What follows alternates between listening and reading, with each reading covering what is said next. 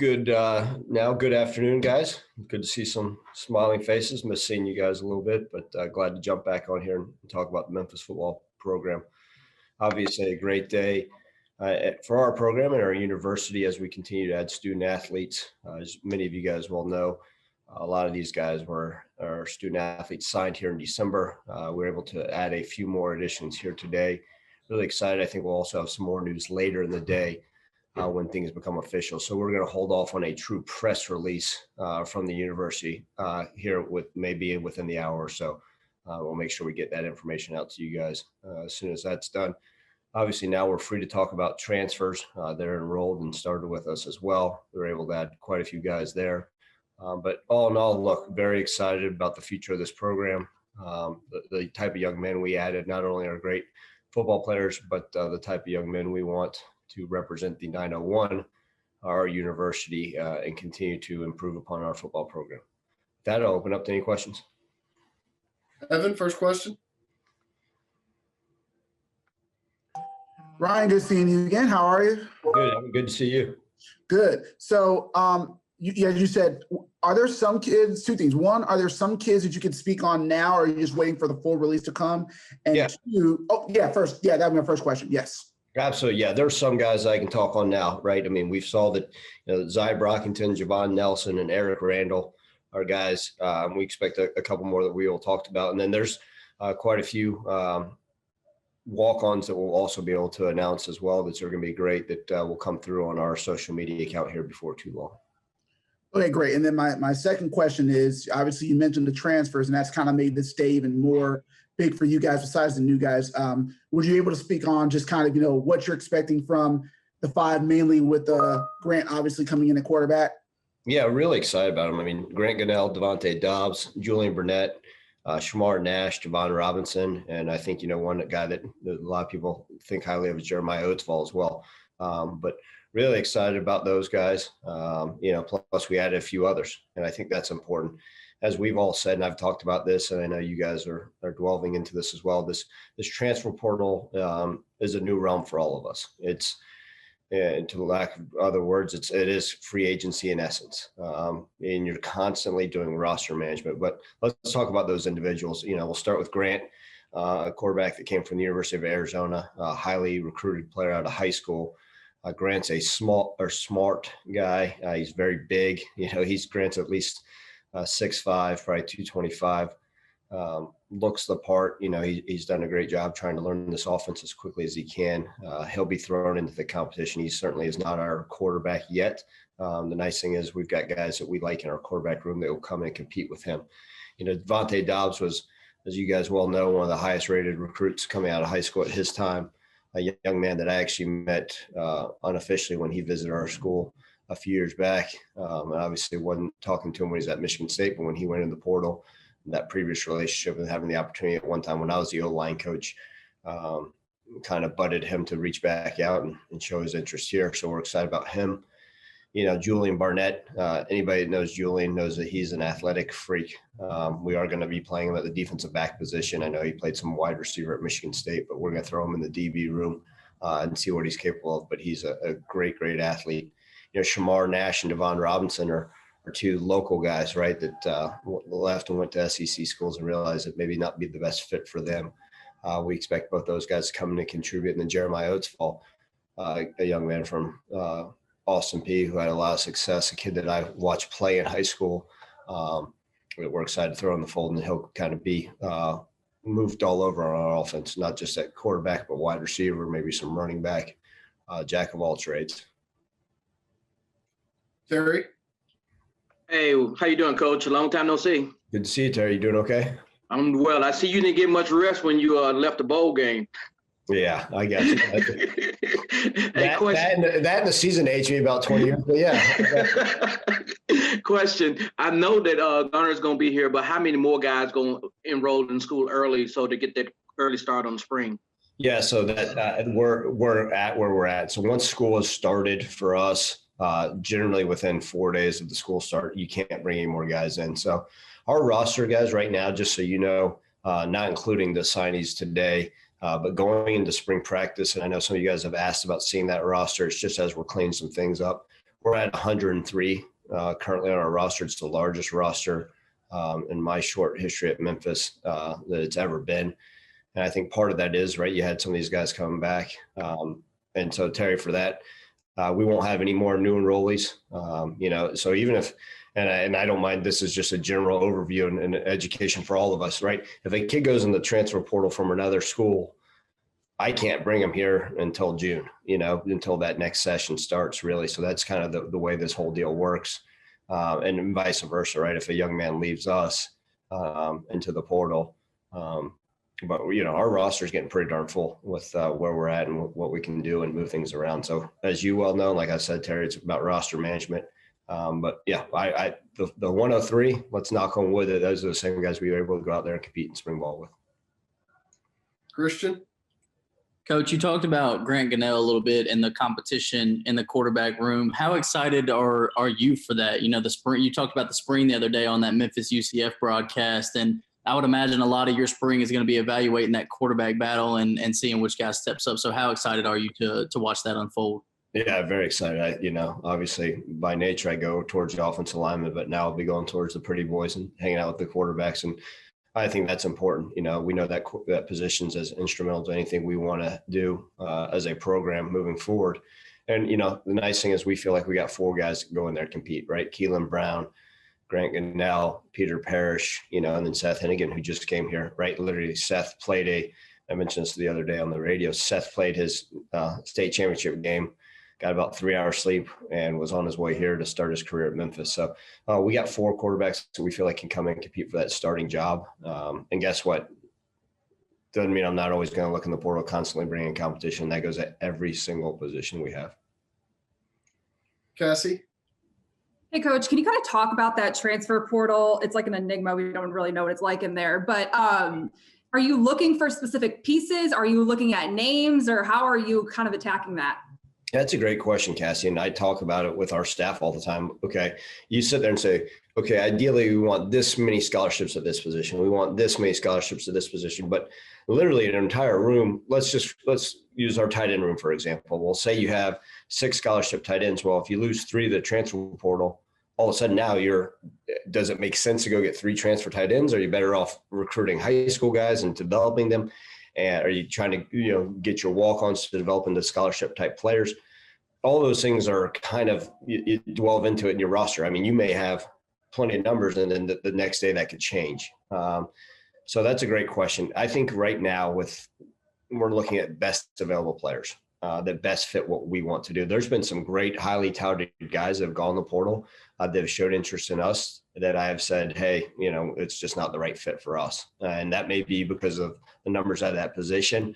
But I use the word competition a lot.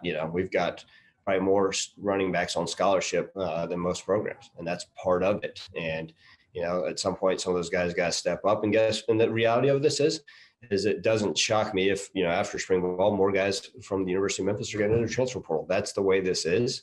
And when that comes, right, if we lose, say we lose players at X position, right? And I say, well, okay, just because I lost 2 players at X position, that doesn't mean I go get 2 players from X position. Now maybe I go look at position Z and bring in 2 of those. So it's constantly filling the holes. And I don't want to look at this as Band-Aids, Cassie, with the transfer portal. I look at it, okay, how can we continue our roster and filling holes and needs long-term, not just a quick fix. that doesn't mean we're going to bring a grad transfer because that's part of this. But, that if I wanted to mortgage the roster, probably would have just gone with the senior heavy laden class and not signed as many guys and try to use our initial scholarships there. Steven? Hey, Ryan, how's it going? Good, Steven. How you doing? I'm doing well. You guys, I think it's a given you guys are about to sign the highest rated class in Memphis history. Obviously, you guys have landed a lot of elite players from the portal.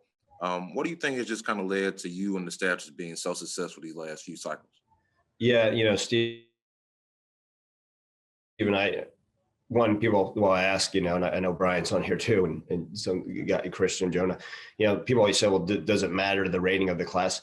look, I just think that shows that other people throughout the country thought enough of these young men to rate them high. And so I do believe in that. It's great. I don't sit there now. Like I've always said, some of our best players here have been no-star guys. And, some of our guys that haven't worked out have been some of our highest rated guys. But to me, Steven, first off, credit needs to go to our recruiting department, starting with Landon Salem. He's done a fantastic job. But then, our staff, everybody it's all hands on deck, right? From our medical staff to our academic support, especially in a pandemic, right? It's going to take everybody. And so credit should go to the coaching staff, or the support staff, everybody that's been involved. They've just done such a wonderful job. And it's an easy sell. Selling the University of Memphis, selling our football program, our great city, those are easy things to do. And so do you fight certain schools in recruiting battles? Absolutely. And like I've told you guys, I don't mind going toe-to-toe with anybody in recruiting. And I think that's the mindset we have to have. And I don't know if that had always been the case. So I think that's going to continue to help us moving forward, that I don't care who else is offered a young man or who else may be recruiting or what else he may be hearing. And by having that mindset, we feel like we can at least go out and compete and try to get the best fits for what we want to do. Clayton? Coach, you pretty much just answered what I was going to ask, so I'll pass. All right, Evan, go ahead. Kind of to piggyback off of that, from when you got here, 5-6 years ago now, I think, is it easier now to sell Memphis? Because obviously with the success over the last few years, obviously you've seen more and more kids more interested, but could you just maybe speak on just kind of how much easier it is now compared to when you first started recruiting here? Yeah, you're right, Evan. This is entering year 6. So, which, as you guys know, is a long time. It's, in this profession, but loving every minute of it. And it has, right? Like I always say, credit to those that came before us, and whoever it may be, Tommy West, Larry Porter, Justin Fuente, all those guys that came before, Norvell and I were here, and credit to Mike Norvell. But we've been able to continue the rise of the program and put it on a national stage. And obviously winning helps that. But also I look at the things that the universities are able to do, right? The success that of our city is more nationally known now than ever. And I truly believe that. Someone said before the pandemic, and I don't quote me on this, but more millennials were moving to Memphis, and it was one of the top cities that millennials were moving towards. So I think that's great, because then you have a hot city where people are excited to move to, and then a university that continues to improve itself academically, and it's standing throughout the country. So that and winning football games, the facilities, pouring into the relationships, right? As we've been here, those relationships are more and more known, right? Talk about those relationships in Central Tennessee, the Nashville area, where we were able to recruit. Now, man, those coaches are like, well, you're the only one that's still, that's still recruiting at the same university that's been there for so long. So it's easier for those high school coaches to trust and understand the process. And I think the success we've had with student athletes off the field, it has gotten a little bit easier, Evan, but as we continue to go swing with the big dogs, and we're trying to put ourselves in that status, every day is a battle. And like I said, recruiting is a 365-day deal. Christian? Coach, I want to go back to roster management for a minute, because I think it's very interesting, and it's really unprecedented to have to do it, at this level with the amount of players that are in the transfer portal. You said you guys are about 103 scholarships right now, with all the enrollees in, and then you have the rest of the mid-years coming in over the summer. All right, be coming back. Yeah, 103 players. Yeah, you would be doing too hot with 100. I only have 85 scholarships right now. I'm still trying to get to that, but yeah.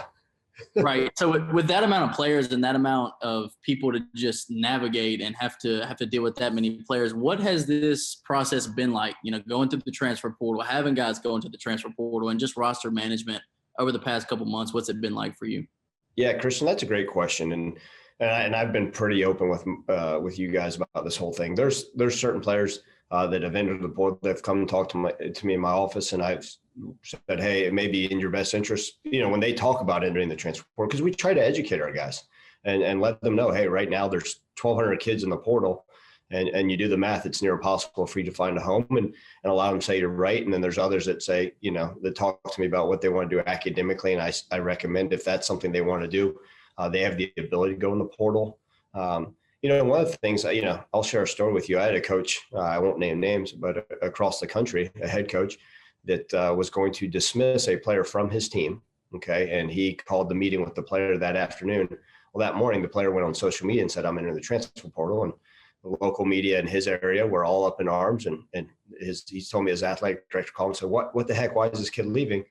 You know, he said he's looking for greener pastures, and he never had a chance to suspend the kid or remove him from the team because the kid went on social media and said, hey, I'm entering the portal. And I think that's a lot of those things going on in college football when, you know, that sometimes it's in the best interest of both parties to go their separate ways. But one of the things, Christian, that's helped prepare me, and I truly mean this, and a lot of the stuff I learned in the NFL didn't carry over to college football, but the NFL is roster management, right? And you look and say, okay, when is this guy set to be a free agent? How can we do this? What kind of cap space do we have? And so one of those things that's looking at our numbers, where can we fill this hole and this need, or what can we do with that? So I try to be smart. I try to be conservative with our scholarships, so I know where we have and what they're going to be, looking at our walk-on program, where we may be able to fill some of those voids and needs, any of those guys on scholarship. And then also have its balance, right? I didn't want to go into this year. If I returned, what do we have, 16 seniors last year? If all 16 came back and Brady White came back for his 12th year and all those things, well, then that'd be at 101 scholarships. And how does the university manage, the University of Memphis manage that? That's a lot of money for them to be asking to be put on, scholarships when they're only used to having 85.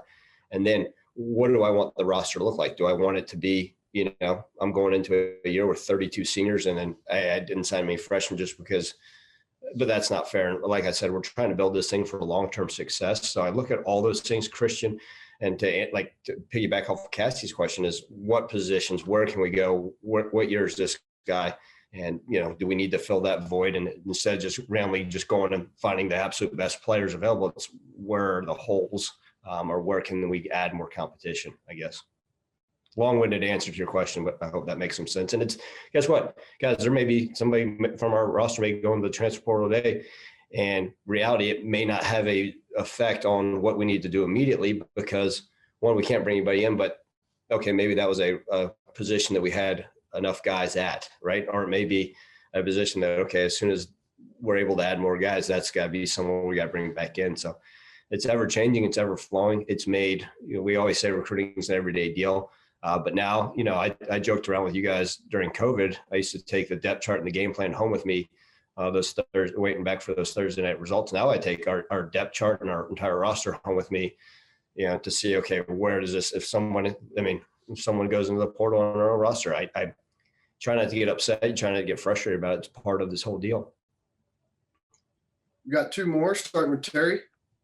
Hey, Coach, not only do you have a lot of people left because they left for other reasons, you also lost a lot of leadership with Brady and a lot of other guys. So how do you rebuild that? Because that's one of the special things about this team, not only talent, but the brotherhood they built. So now with all these new guys coming in, you have to reestablish that in a COVID situation. So how do you do that? Yeah, Terry, that's exactly right. And what's been unique to this, and Terry, I actually talked to our staff about this on Monday morning, was, we're able to be around our guys, right? We can't do mandatory meetings and all that stuff, but we're able to be around our guys now that more than we ever were. During COVID, we were very limited, and COVID's still existing. We're still taking the precautions and doing all those things that matter. But you remember, a lot of our new staff came in, and then we didn't get to see our guys, right? A lot of these Zoom meetings, a lot during the season, being precautious, right? Players weren't coming over the houses. So the relationships weren't always what they need to be, player to player, player to coach, coach to coach. And that's one of the things I kept proceeding that we need to continue to get better at this off season. And with us being not able to go on the road, you guys remember, normally we get back from a bowl game, get a week, and then we're hitting it and getting it on the road.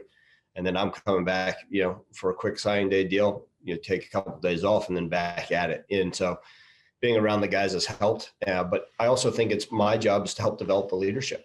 We got a lot of guys that are capable of being leaders, some that need to be shown the right way to do things. And, Terry, I think it all falls back on the culture of a program. And I don't use that word lightly because we're constantly building the culture. You can never say we've got a perfect culture. It's how can we constantly keep it at a high level and continue to improve upon it, no matter how many years I'm here. And I think that's one of those things, and the culture should breed leadership, and leadership should bring, a better culture. And so I like a lot of our guys on our roster are in leadership roles, and we've already been able to see it, through the workouts and just their communication from the way the locker room looks, or how they're parking, knock on wood, how they're living their lives. I think all that is entailed in, what we want from them, not only as leaders, but in our overall program. Stephen, last question.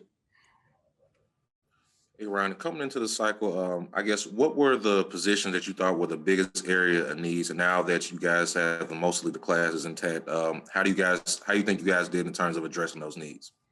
Yeah, Stephen, I think you look at it and you say, okay, well, with the transfers, you sit there and say, okay, where were the holes? I mean, we had commitments that we've had committed for a long time, and guys that even signed before we lost guys in the transfer. But then, the second wave, you say, okay, who are the guys we need to add?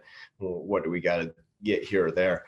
I think we were as balanced as we've ever been here since I've been here at Memphis, right? With the ability to sign 2 high school offensive linemen and bring in the transfer, right? And then you look at the number of offensive linemen we lost. So that's exactly where you want to be with that, right? We signed 1 running back. Like I said, our running back room's pretty darn full already. With the ability to add a tight end, the ability to add a handful of D-line, which I always think linemen, and I've told you guys this before, O-line and D-line are the hardest things to bring in, because sometimes the guys get picked off last minute by bigger programs. And I think we're exactly where we need to be, but wide receiver, DBs, we've added a handful of DBs that can play corner or safety. So Steven, I'm not trying to give you a generic coach speak question. I really feel like this is a well-balanced class at every position, and not just heavy laden in one or the other.